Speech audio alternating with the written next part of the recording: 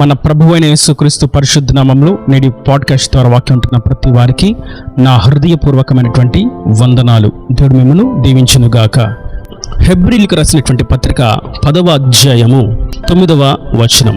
ఆయన నీ చిత్తము నెరవేర్చుటకు ఇదిగో నేను వచ్చి ఉన్నాను చెప్పుచున్నాడు. ఇవన్నీ ధర్మశాస్త్రము చొప్పున అర్పింపబడుచున్నవి. ఆ రెండవ దానిని స్థిరపరచుటకు మొదటి దానిని కొట్టివేయుచున్నాడు. చదివినటువంటి వాక్య భాగంలో మనం గమనించినట్లయితే రెండవ దానిని స్థిరపరచడానికి ప్రభు మొదటి దానిని కొట్టివేయుచున్నాడు అనేటువంటి మాటను చూస్తాం. మరియు దానికి అనుగుణంగా నీ చిత్తం నేను నెరవేర్చడానికి వచ్చి ఉన్నాను అని చెప్తున్నాడు. ఇంతకీ ఆ మొదటి క్రియ ఏమిటి, రెండవ క్రియ ఏమిటి అని మనం చూసినట్లయితే అదే వచనాలను కొంచెం పైకి మనం చూసినట్లయితే 5వ వచనం నుండి, కాబట్టి ఆయన ఈ లోకమునందు ప్రవేశించినప్పుడు ఇలాగూ చెప్పుచున్నాడు, బలియు అర్పణయు నీవు కోరుకొనలేదు, కానీ నాకొక శరీరమును అమర్చితివి. పూర్ణ హోమములను పాప పరిహారార్థ బలులను నీకిష్టమైనవి కావు. అప్పుడు నేను గ్రంథపు చుట్టలో నన్ను గూర్చి వ్రాయబడిన ప్రకారం దేవా నీ చిత్తము నెరవేర్చుటకు ఇదిగో నేను వచ్చి ఉన్నానంటిని. బలులు అర్పణలు పూర్ణ హోమములు పాప పరిహారార్థ బలులను నీవు కోరుకొనలేదనియు అవి నీకు ఇష్టమైనవి కావనియు పైన చెప్పిన తరువాత ఇప్పుడు అంటున్నారు ఆయన నీ చిత్తము నెరవేర్చుటకు ఇదిగో నేను వచ్చి ఉన్నాను అనేటువంటి వత్తి నొక్కానిచి చెప్తూ బలులు అర్పణలు ఆయనకు ఇష్టమైనవి కాదు, ఆయన చిత్తము చేయడమే నిజమైనటువంటి బలి అని ఈ రెండవ విషయాన్ని హెచ్చిస్తూ ఉన్నాడు. మొదటి విషయాన్ని కొట్టివేయుచున్నాడు అని పరిశుద్ధాత్ముడు మన కోసం ఆ మాటను రాయించి ఉంచారు. నేటి వాక్యం వింటున్నటువంటి నా ప్రియ సహోదరులారా, మనం బలులు అర్పించుటయు పాప పరిహారార్థ బలులను అర్పించుటయు పూర్ణ హోమములను అర్పించుటయు ఇటువంటి భౌతిక సంబంధమైనటువంటి బలులను ఆయనకి ఇవ్వడానికి ఇష్టపడుతూ ఉంటాం. మంచిదే, కానీ ఆయన కోరుకునేది మాత్రం అది కాదు. ఆయన కోరుకునేది మనము ఆయన చిత్తాన్ని చేయడం. ఆయన చిత్తము చేయకుండా ఎటువంటి బలులను ఆయనకు అర్పించినా, ఎటువంటి హోమములు ఆయనకు చేసినా, ఎటువంటి కార్యాలు తలపెట్టినా అవి ఆయనకు ఇష్టమైనవి కాదు. ఇక్కడ పరిశుద్ధాత్ముడు మన కొరకు రాయించినటువంటి మాట ఏదనగా మొదటి దానిని ఆయన కొట్టివేయుచున్నాడు, రెండవ దానిని స్థిరపరచుచున్నాడు. ఈ ప్రాముఖ్యమైనటువంటి విషయాన్ని మనం గమనించవలసిన వారమై ఉన్నాము. రెండవ విషయాన్ని స్థిరపరచుచున్నాడు అని అన్నప్పుడు మనం ఆయన చిత్తము చేసే విషయం ఆయన దృష్టికి స్థిరమైనది, అది ఆయనకు ఇష్టమైనది, అది ఆయనకు కావలసినది. ఆ ప్రకారం జీవించడమే ఆయనకు నచ్చుతుంది. కనుక ఆయన చిత్తము చేయడానికి మనం వెళ్ళవేళలా సంసిద్ధమై ఉండాలి. ఏలి అనేటువంటి ప్రధాన యాజకుడు ఉన్నాడు. అతనికి 2 కుమారులు ఉన్నారు.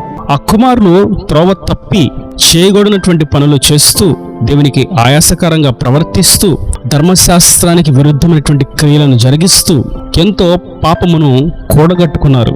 సమయం రానే వచ్చింది, ఆ 2 కుమారులు యుద్ధంలో మరణించారు. అయితే ఏలి అనేటువంటి ప్రధాన యాజకుడు గురించి రాయబడినటువంటి మాట ఏదనగా, నీకు సత్యమేమిటో తెలిసి నీ కుమారులకు దానిని బోధించలేకపోతివి, వారు తప్పు చేస్తున్నారని తెలిసి వారిని గద్దించకపోతివి, వారిని ఖండించకపోతివి అని ఏలి యొక్క యాజకత్వాన్ని ప్రభు కొట్టివేశాడు.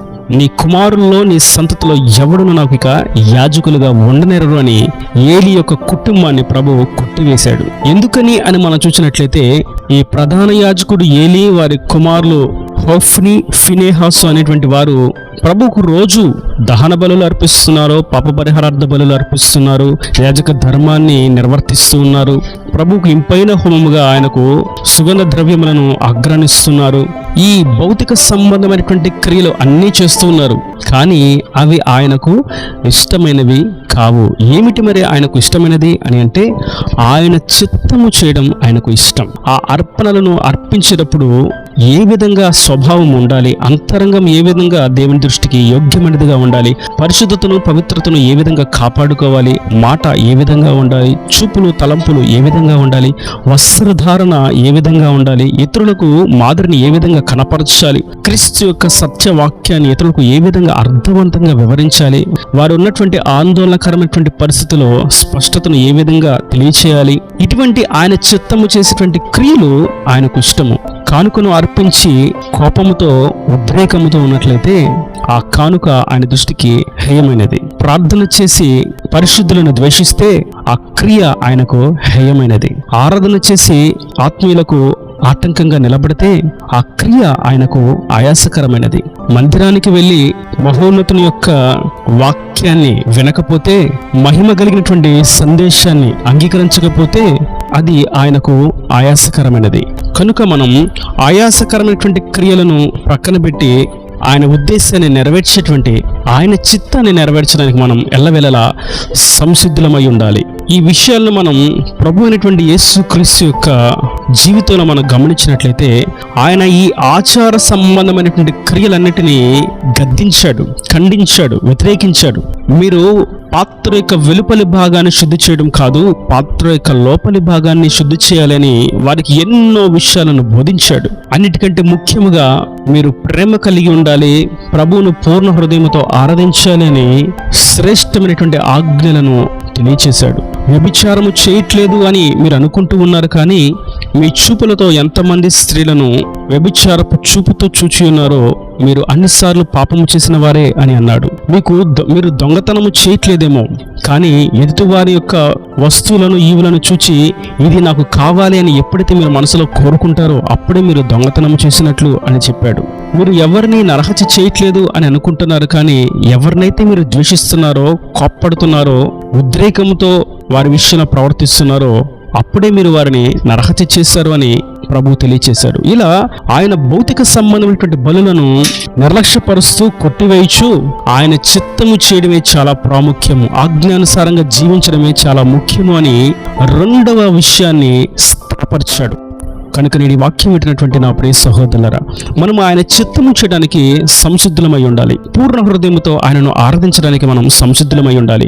ఆయన ఆలయంలో ఆయన ఉన్నాడనయో, ఆయనకు ప్రార్థించు వారికి, మొరపెట్టు వారికి నిశ్చయంగా ఆయన జవాబిస్తాడు, ప్రతిఫలమిస్తాడు అనేటువంటి విశ్వాసముతో ఆయన వద్దకు చేరాలి. పరిశుద్ధాత్మ మనలో ఉన్నాడు, పరిశుద్ధాత్మను మనం దుఃఖపరచకూడదు, ప్రభుకు ఆయాసకరమైనటువంటి క్రియలు జరిగించి ఆయన నామానికి అవమానాన్ని తీసుకురాకూడదు అని ఎల్లవేళలా ఆత్మీయ స్పృహ కలిగి జీవించాలి. బైబిల్ను చేత పట్టుకుని తిరిగేదానికంటే బైబిల్లో మన కొరకు రాయబడినటువంటి పరిశుద్ధ లేఖనాలను గ్రహించడానికి చదవాలి. ప్రార్థన చేస్తున్నామని సమయాన్ని వెచ్చించేదానికంటే మనం ఆసక్తిగా ప్రార్థన చేయడం నేర్చుకోవాలి. ప్రార్థనలో పోరాడడం నేర్చుకోవాలి. ఉపవాసం ఉంటున్నాము అనే దానికంటే ఉపవాసం ఏ విధంగా ఉంటున్నాము అనేది మనం గ్రహింపులోకి ఉంచుకోవాలి. ఆచార సంబంధమైనటువంటి దినాలను ప్రక్కన పెట్టి, ఆచార సంబంధమైనటువంటి ఉపవాసాలను ప్రక్కన పెట్టి నిజమైనటువంటి ఉపవాసాన్ని మనం చేయాలి. ఆయన దృష్టికి అంగీకారయుక్తమైనటువంటి ఉపవాసాన్ని మనం చేయాలి. అందుకే పరిశుద్ధాత్ముడు సెలవిస్తున్నారు, భౌతిక సంబంధమైనటువంటి అర్పణల కంటే ఆత్మ సంబంధముగా మనమే ఒక బలిగా మార్చబడడం అనేది ఆత్మీయ అనుభవం. ఈ ఆత్మ సంబంధమైనటువంటి అనుభవంలోకి, ఈ ఆత్మీయ మెట్టలోకి మనం వచ్చిన వారంగా మనల్ని మనమే ఆయనకు బలిగా అర్పించుకున్నట్లయితే మనం ఆయన దృష్టికి యోగ్యమైన వారంగాను, ఇంపైన వారంగాను, ఇష్టముగాను మార్చబడతాం. మన ప్రభు అయిన యేసుక్రీస్తు చేసినది కూడా అదే. ఈ విషయాన్ని మనం చూస్తాం 10వ వచనం. యేసుక్రీస్తు యొక్క శరీరము ఒక్కసారి అర్పింపబడుట చేత ఆ చిత్తమును బట్టి మనము పరిశుద్ధపరచబడి ఉన్నాము. ఆయన తనను తాను అర్పణగా అర్పించుకున్నాడు, శిలువ మరణానికి అంగీకరించాడు, భారమైన శిలువను మోశారు, శిలువకు కొట్టబడ్డాడు, సమాధిలో పెట్టబడ్డాడు, మరణపు ములును విడిచి పునరుద్ధానుడయ్యాడు. ఆయన తనను తాను బలిగా అర్పించుకున్నట్లుగా మొదట మనల్ని మనం ఆయనకు బలిగా అర్పించుకోవాలి. నా దేహము నీ కొరకు, నా అవయవములు నీ కొరకు, నా జీవం నీ కొరకు, నా ఆయుష్ నీ కొరకు, నా అణువణువు నీ కొరకు అని మనల్ని మనం ఆయనకు ప్రతిష్ఠించుకోవాలి, సమర్పించుకోవాలి. ఇట్టి శ్రేష్టమైనటువంటి బలి ఆయన దృష్టికి ఇష్టమైనది. దీనినే ఆయన హెచ్చించాడు. కనుక నేటి దినాన్ని మనం ప్రభువా నీ చిత్తము చేయడానికి నేను వచ్చి ఉన్నాను అనేటువంటి శ్రేష్టమైనటువంటి బలమైనటువంటి బరువైనటువంటి మాటను ఆయన సన్నిధిలో చెప్పినట్లయితే ఆయన మనలను ఇష్టలుగా మారుస్తాడు. ఇష్టలైన వారి కొరకు ఆయన దాచి ఉంచినటువంటి మేలులను, దీవెనలను, ఆశీర్వాదాలను సమృద్ధిగా అనుగ్రహిస్తాడు. ఈయన మాటలు ప్రతి వాని హృదయంలో నేర్కట్టి ఫలింపుచేయును గాక. ఆమేన్. God bless you. తలలు వంచి కన్నులు మూసినట్లయితే మీ కొరకు చిన్న ప్రార్థన. ప్రేమ స్వరూపీకరణ కటాక్షం గల నా తండ్రి, నా ప్రభువా, భౌతిక సంబంధమైనటువంటి బలుల విషయమై నీవు ఇష్టముగా లేవు, కానీ మమ్మల్ని మేము నీకు బలిగా అర్పించుకోవడంలోనే నిజమైనటువంటి అర్పణ ఉన్నదని, అది నీకు ఇష్టమైనదని మీరు సెలవిచ్చారు. నీ చిత్తము చేసేటువంటి విషయాల్లో ఏమాత్రము నిరసిల్లక స్థిరమైనటువంటి విశ్వాసముతో, రోషముతో ఈ వాక్యం ప్రతి వారు ముందుకు సాగుటకు సహాయం దయచేసి నీ రాకడ రాజ్యాన్ని సిద్ధపరచమని యేసు పరిశుద్ధ నామమున ప్రార్థించి వేడుకుంటున్నాను తండ్రి. ఆమేన్, ఆమేన్.